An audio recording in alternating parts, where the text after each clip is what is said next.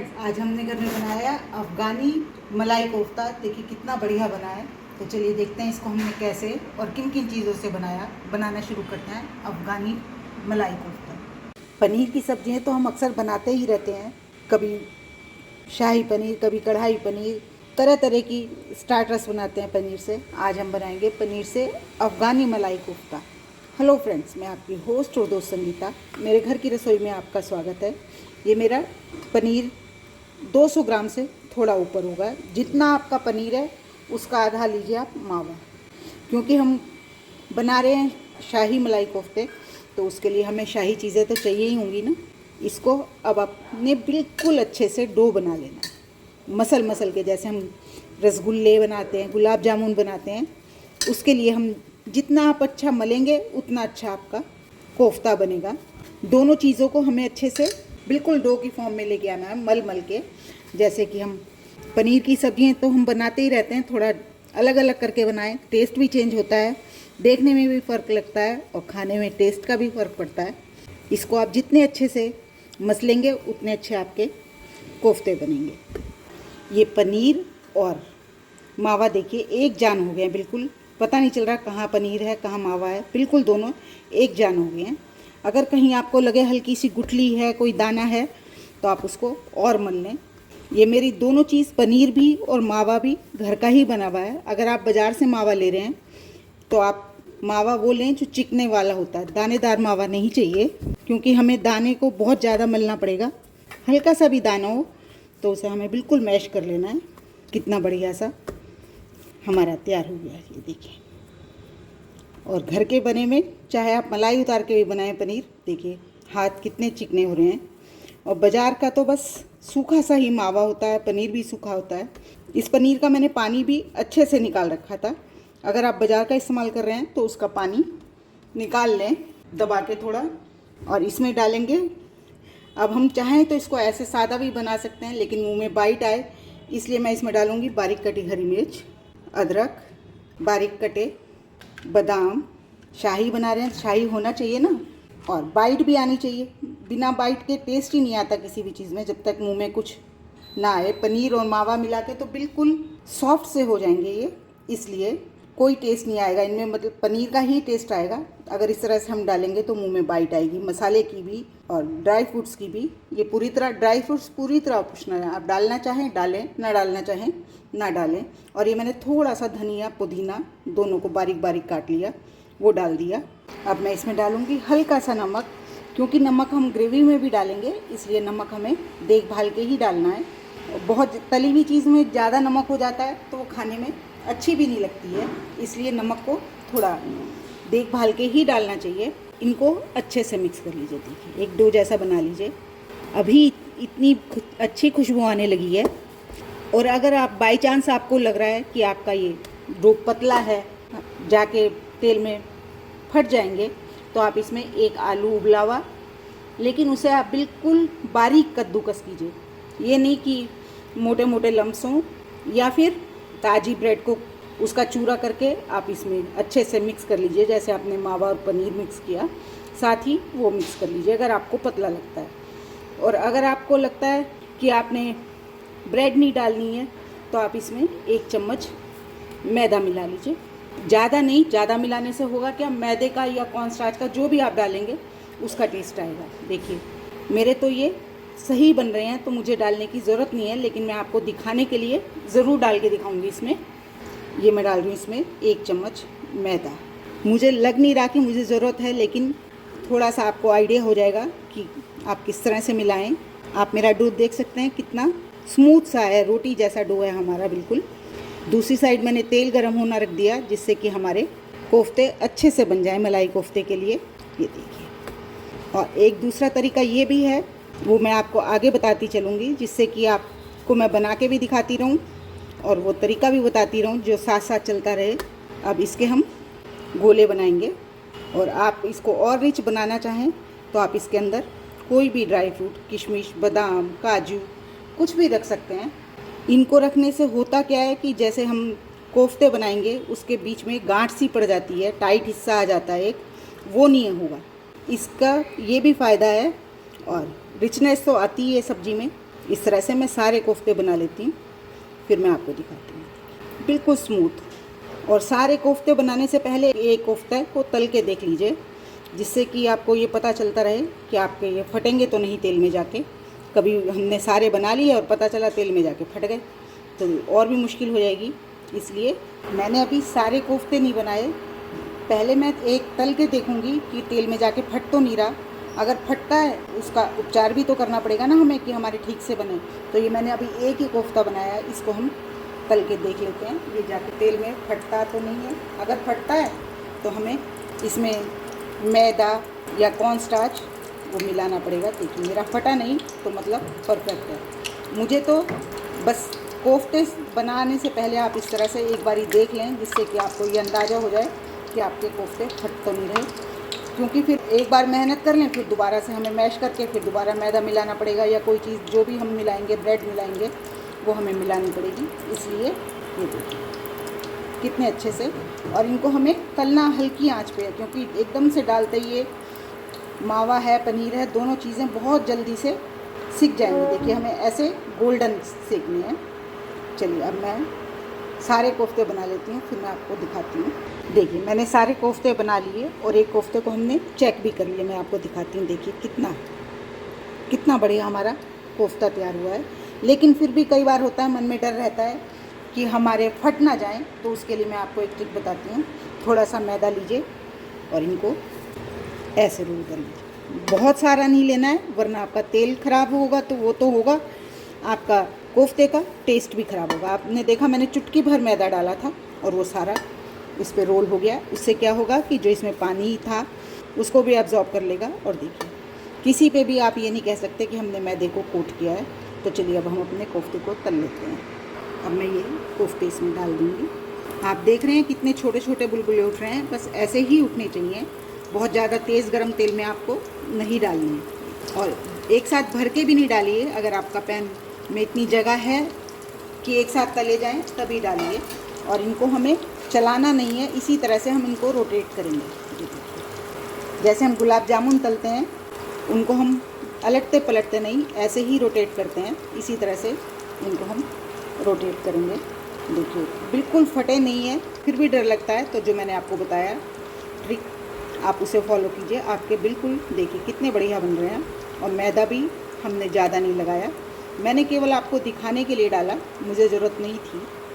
कुछ लोग आलू डालते हैं बहुत सारा, पर आलू होने से आलू का टेस्ट आ जाता है, तो सब्ज़ी में मज़ा नहीं आता। जिस चीज़ की हम सब्ज़ी बना रहे हैं उसी का टेस्ट आए, हमें ऐसे सब्ज़ी बनानी चाहिए।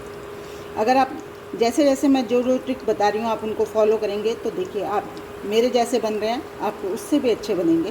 देखिए बिल्कुल हल्के तलने, हमें गोल्डन ब्राउन, डार्क बिल्कुल नहीं करने, कालापन तो आने ही देना इन पे। हमें बहुत हल्की आंच पे धीरे धीरे सीखने चाहिए, जिससे सीख भी जाएं और इनकी शक्ल भी ख़राब ना हो, रंग सुंदर बना रहे। आखिर हम पनीर के और मावे के कोफ्ते बना रहे हैं तो हमारे रिच होने चाहिए। जैसे हम रिच बनाने की कोशिश कर रहे हैं तो हमारे अच्छे दिखने भी चाहिए ना। अब मैं इनको निकाल लेती हूँ, बहुत ज़्यादा मुझे नहीं तलने हैं। हम इस पनीर की ग्रेवी में कोई भी प्याज, लहसुन, टमाटर कुछ नहीं डालेंगे, क्योंकि हम अफ़गानी बना रहे हैं। तो अफ़गानी डिफरेंट स्टाइल से बनाई जाती है ग्रेवी। ये मैंने लिया अदरक का टुकड़ा, इसे मैंने धो लिया अच्छे से छील के। ये 2 हरी मिर्च और ये है हरा धनिया। हरा धनिया ये देखिए मैंने कितने अच्छे से धो लिया था, लेकिन फिर भी मैं आपको दिखाती हूँ। ऐसे भिगो के रखेंगे आप तो पानी देखिए कितना गंदा हो जाता है। हम लोग क्या करते हैं, छलनी में धो लेते हैं, लेकिन उसमें अंदर तक मिट्टी जो होती है, ये मैंने बहुत अच्छे से छलनी में धोने के बाद पानी में भिगोया। आप देख सकते हैं पानी कितना गंदा है। तो हमेशा आपको जब भी आप ये धनिया, पुदीना चटनी बनाएं तो इस तरह से पानी में भिगो के थोड़ी देर ज़रूर रखें, जिससे कि आपका इसमें मसाले भी ज़्यादा नहीं पड़ते।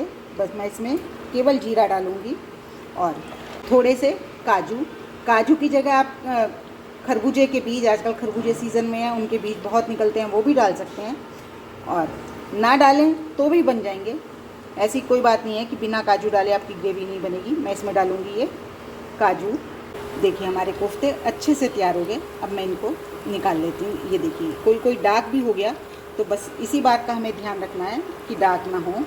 चलिए अब मैं इन्हें निकाल लेती हूँ। देखिए हमारे कोफ्ते कितने बढ़िया से बने। ये थोड़ा सा डार्क हो गया, कोई बात नहीं, लेकिन सब हमारे अच्छे से बन गए हैं। अब मैं ग्रेवी मैंने आपको दिखाई वो मैं पीस लेती हूँ, फिर आगे मिलते हैं। इसको हमें पानी डाल के नहीं पीसना है, क्योंकि जितना पानी डालेंगे हमें उतनी ही दिक्कत होगी, भूनने में ज़्यादा टाइम लगेगा।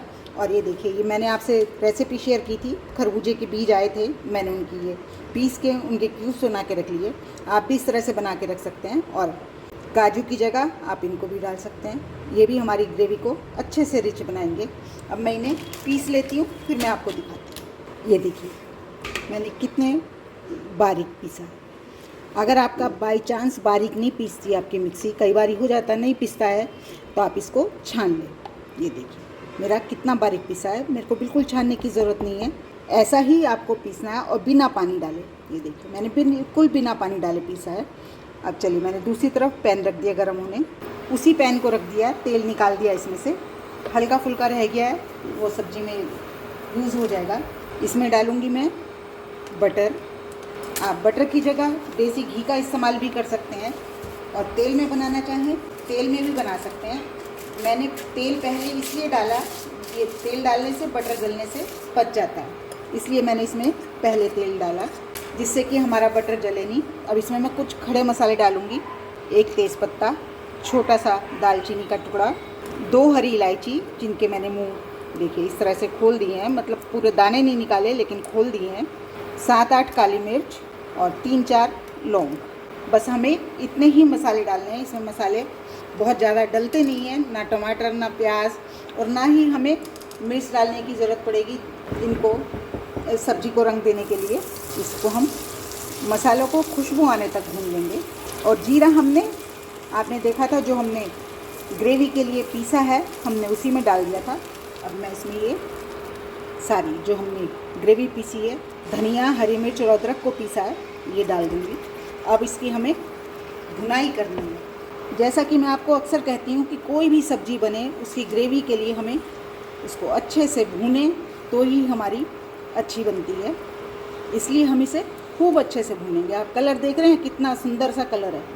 इसमें हमने केवल हरी मिर्च, अदरक और धनिए को पीसा है, और साथ ही मैंने, आजकल पुदीने का सीज़न है तो 3-4 पत्ती पुदीने की भी डाल दी। अब हम इसको खूब अच्छे से भूनेंगे। मिक्सी के जग में जो लगा है वो भी निकाल लेती हूँ सारा, कोई चीज़ वेस्ट नहीं करनी चाहिए। अब इसको हम भुनने देते हैं, फिर मिलते हैं। कि मैं थोड़ी सी अदरक और हरी मिर्च बच गई थी कोफ्तों में से, मैं ये भी डाल दूँगी। जैसे जैसे हमारी ग्रेवी भुनेगी वैसे वैसे तेल, घी जो हमने डाला है सब छोड़ देगी। इसको हम भुनने देते हैं। ये देखिए मेरे को भूनते हुए 5 मिनट हो गए हैं, आपको दिख रहा होगा तेल छोड़ना शुरू कर दिया इसने। अब इस स्टेज पे मैं इसमें डालूँगी थोड़ा सा सूखा धनिया। सूखे धनिए से सब्ज़ी को बॉडी मिलती है। वैसे हमने ये सब्ज़ी केवल धनिए में ही बनाई है, वो हमने हरा धनिया डाला है, लेकिन फिर भी ये ग्रेवी को बॉडी देता है। कोई सूखी सब्ज़ी भूनते हैं उसमें भी धनिया ज़्यादा डाला जाता है, क्योंकि वो सब्जियों पे लिपटता है, टेस्ट आता है मसाले के साथ मिलके। अब इसी स्टेज पे मैं इसमें डालूँगी 1 कप दही, और जैसे ही दही डालें आपको हाथ नहीं रोकना है, आपको चलाते रहना है जब तक कि इसमें उबाल ना आ जाए, रिस्क ख़त्म हो जाए कि हमारी दही फटे ना। वैसे हमने इसे बेच दिया है, हमने खरबूजे के बीज डाले हैं इसमें। आप खरबूजे के बीज नहीं डाल रहे, काजू डाल सकते हैं। मैंने इसमें फ्रेश खरबूजे के बीजों को ही पीस के क्यूब्स बना के रख लिए हैं फ्रीज़र में, और जब ज़रूरत होती है साफ़ नहीं करना, छीलना नहीं, कुछ नहीं करना, बस क्यूब्स निकालती हूँ और डाल देती हूँ। कोई हमें भिगोना नहीं है कि पहले भिगोएंगे फिर पीसेंगे। अब हमें इसे अच्छे से पकने देना है। आपने नोटिस किया होगा हमने इसमें नमक बिल्कुल नहीं डाला। नमक हमने इसलिए नहीं डाला क्योंकि दही जब डालते हैं दही फट जाती है, नमक पहले से डाल दें तो। ये रिस्क ना लेते हुए मैंने इसमें नमक नहीं डाला। अब हमारी जब ग्रेवी पकने लगेगी तब हम इसमें नमक डालेंगे। अब इसको अच्छे से भुनने देते हैं। अब रिस्क तो हमारा ख़त्म ही हो गया कि हमारी दही फट जाएगी। देखिए उबाल आने लगा है। मैंने इससे पहले भी आपसे पनीर की बहुत सी रेसिपी शेयर की हैं, आपको कौन सी पसंद है ज़्यादा और आपने कौन सी ट्राई की, ये आप मुझे ज़रूर बताएं लिख के। देखिए हमारी ग्रेवी पकने लगी है, लेकिन ग्रेवी जब पकती है ना बहुत छीटम छाटी होती है, बहुत फटती है। देखिए फट फट के इधर उधर जा रही है, तो इसे आप ढक के पकाएं। मैं अब इसे ढक के पकाऊंगी इस तरह से। बीच बीच में ग्रेवी को स्टर भी करते रहिए। देखिए कितने छींटे हाथों पे पड़ते हैं, हाथ जल जाते हैं। इस तरह से हम इसको पकने देंगे अच्छे से, पर लेकिन बीच बीच में हम इसको चलाते रहेंगे जिससे कि ये लगे नहीं। चलिए अपनी ग्रेवी को चेक कर लेते हैं। देखिए कितने अच्छे से भुन गई है हमारी। ये देखिए जब भुन जाता मसाला तो दानेदार सा हो जाता, थोड़ा दरदरा सा। यही निशानी होती है, चाहे हम टमाटर प्याज भूनें, चाहे हम कोई भी मसाला, जैसे अब हम ये हरे धनिए से, हरी मिर्च अदरक से बना रहे हैं, हमने इसमें कोई भी वैसे मसाला नहीं डाला, तो भी भूनने के बाद ये देखिए इस तरह से दरदरा हो जाता है। अब इसमें मैं डालूँगी 1 चम्मच कसूरी मेथी, ये भी मेरी घर की ही बनी है। और हमने नमक अब तक डाला नहीं, तो नमक भी डालेंगे अपनी ग्रेवी के हिसाब से। बहुत ही बढ़िया खुशबू आ रही है, जबकि हमने इसमें कोई ऐसे मसाले नहीं डाले, लेकिन हरे धनिए से ही बहुत अच्छी खुशबू आ रही है। और आप देखें बिल्कुल पानी सूख गया, इसका दरदरापन आ गया सब्ज़ी में हमारी। चाहे तो आप क्रीम डाल सकते हैं, लेकिन मैं तो घर की मलाई ही डाल देती हूँ। ये मेरी फ्रेश मलाई है, ये डाल दी मैंने। अब इसको भी हम घी छोड़ने तक अच्छे से भूनने देंगे। जब तक कि हमारी ग्रेवी अच्छे से घी नहीं छोड़ देती, हम इसे अभी तब तक भूनेंगे। अब इसे हम खोल के भी भून सकते हैं, क्योंकि अब इसमें छींटे आने के चांसेस ख़त्म। जो हमारी दही का पानी था वो सब सूख गया। अब इसको हम इस तरह से भी भून सकते हैं। देखिए सारा तेल जो डाला था हमने छोड़ दिया, मतलब हमारी ग्रेवी अच्छे से पक गई है। अब हम इसकी ग्रेवी की कंसिस्टेंसी करेंगे जैसी हमें चाहिए, पतली गाढ़ी। जैसी भी कोफ्ते बना रहे हैं तो हम बिल्कुल गाढ़ी ग्रेवी तो रखेंगे नहीं, लेकिन जैसे कि मैं हमेशा कहती हूँ, ग्रेवी बनाते समय जब हम मसाला भून लेते हैं तो हमें गर्म पानी ही डालना चाहिए, ठंडा पानी बिल्कुल नहीं डालना चाहिए। उससे होता क्या है कि हमारी ग्रेवी जो भुनी हुई है उसका टेम्परेचर डाउन हो जाता है और बहुत टाइम लगता है फिर से पकाने में, इसलिए हमेशा गर्म पानी डालें। अब इसमें मैं ये गर्म पानी डालूँगी। देखिए कितना गर्म पानी है, डालते ही उबाल आ गया। हमें ऐसा ही पानी डालना चाहिए जिससे कि हमारी ग्रेवी का टेम्परेचर डाउन ना हो और हमारे मसाले दोबारा से पकने के लिए ना मांगें। सब ग्रेवी हम बनाते हैं, सबका ग्रीन, रेड, येलो यही कलर होता है, लेकिन ये डिफरेंट है, ग्रीन कलर की ग्रेवी है। देखिए कितनी बढ़िया सी हमारी ग्रेवी तैयार हो रही है। देखिए ज़रा ही डाला मैंने पानी, तुरंत उबाल आ गया। तो बस इसीलिए गर्म पानी डाला जाता है। अभी जैसे ही हमारी ग्रेवी थोड़ा सा ऑयल रिलीज़ करती है, हम इसमें अपने कोफ्ते डालेंगे। ये देखिए हमारी ग्रेवी कितनी अच्छे से पक गई है। और ये देखिए आपको दिख रहा होगा कि साइडों में पूरा तेल छोड़ दिया, जो हमने डाला था पूरा रोगन छोड़ दिया। ये होप आपको मेरी ये रेसिपी पसंद आ रही होगी। अगर मेरी रेसिपी पसंद आई अफ़गानी पनीर मलाई कोफ्ते की, तो मेरे चैनल को लाइक करें, सब्सक्राइब करें और शेयर भी ज़रूर करें। और कमेंट्स में मुझे बताएं कि आप इस तरह से बनाते हैं अफ़गानी पनीर कोफ्ता। देखिए कितने बढ़िया बने हैं। हम मलाई कोफ्ते बनाते हैं, आलू भर भर के बना लेते हैं, और टमाटर प्याज की रेड ग्रेवी बनाते हैं, येलो बनाते हैं। ये थोड़ी डिफरेंट भी है, टेस्ट भी अलग आएगा। अब मैं इसमें कोफ्ते डाल दूँगी। कोफ्ते भी मैंने आपको दिखाए कितने अच्छे बने हैं हमारे, अंदर से कितने जूसी, कितने बढ़िया हमारे कोफ्ते तैयार हुए हैं। और बाहर से क्रिस्पी लेयर है बिल्कुल, जबकि हमने इस पर कोई कोटिंग नहीं करी, ऐसे ही बनाए हैं। चलिए अब हमारी सब्ज़ी खाने के लिए बिल्कुल तैयार है। हमारे कोफ्ते बहुत सॉफ्ट हैं, तो हमें इसको ज़्यादा पकाना नहीं है, बस ढक के मिनट के लिए हम इसको पकाएंगे और हमारी सब्ज़ी खाने के लिए बिल्कुल तैयार है। अब आप इसे टेस्ट कीजिए और बताइए कि कैसी बनी। अब इसमें हम चाहें तो गार्निश के लिए ऊपर से क्रीम डाल सकते हैं। हरे धनिए की तो ज़रूरत ही नहीं है, इसमें तो हरा धनिया हमने भर भर के डाला। Thank you.